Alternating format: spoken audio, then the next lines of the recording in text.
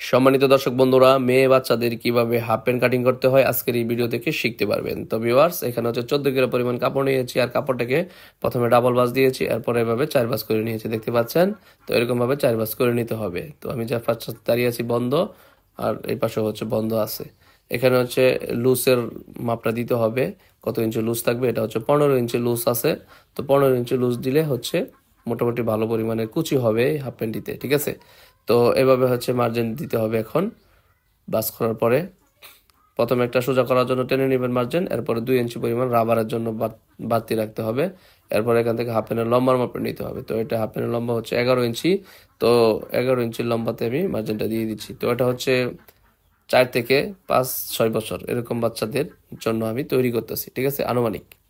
তো এখানে হচ্ছে রানের লুজটা দিলাম, হচ্ছে হাফ প্যান্টের লুজটা হচ্ছে 15 ইঞ্চি দিয়ে দিলাম লম্বার মাপটা দেওয়ার পরে, ঠিক আছে।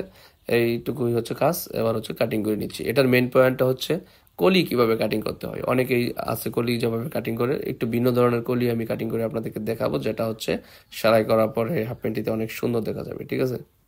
তো এখানে 2টা পার্ট কাটিং করে নিলাম, ঠিক আছে। এখানে একটা চিহ্ন দিয়ে দিবেন। তারপরে হচ্ছে আমাদের কলি কাটিং করতে হবে, ঠিক আছে। আমাদের মেইন পার্ট কাটিং করা হয়ে গেছে। তো এটা হচ্ছে 5 বছরের বাচ্চা ধরেন আনুমানিক এই হাফ প্যান্টটি তৈরি করতেছি। তো এটার জন্য 14 কিলো পরিমাণ কাপড় লাগছে, আর রানের লুজ দিয়েছি 15 ইঞ্চি। এবার হচ্ছে আমি কোয়ালিটি কাটিং করার জন্য এখানে কোনাকুনি একটা ভাঁজ দিয়ে হচ্ছে কাপড়টাকে কেটে নিচ্ছি। তো কাপড়টাকে কেটে নিলাম। এবার হচ্ছে এই কাপড়টাকে আবার এইভাবে আরেকটা ডাবল ভাঁজ দিলাম, ঠিক আছে। এখানে 4টা ভাঁজ হইলো। তো এটাকে আমি মিশিয়ে নিলাম। এবার হচ্ছে এখানে আমরা মার্জিনটা দিব। এখানে দিব হচ্ছে 3.5 ইঞ্চি, ঠিক আছে। আর এইভাবে দিব 4 ইঞ্চি। এক সাইডে কিন্তু হাফ ইঞ্চি বেশি রাখছি, ভালোভাবে খেয়াল করবেন, ঠিক আছে।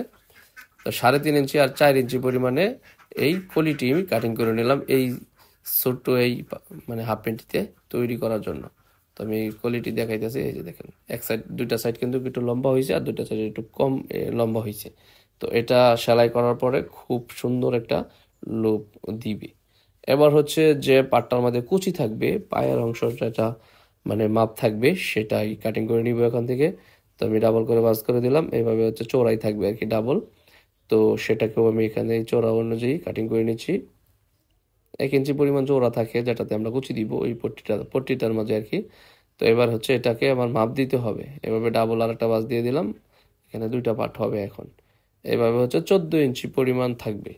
তাহলে আমরা এখানে হাফ ইঞ্চি পরিমাণ আরো বাড়িয়ে এখানে হচ্ছে 7 ইঞ্চি এবং হাফ ইঞ্চি, তাহলে কথা হলো 7.5 ইঞ্চি।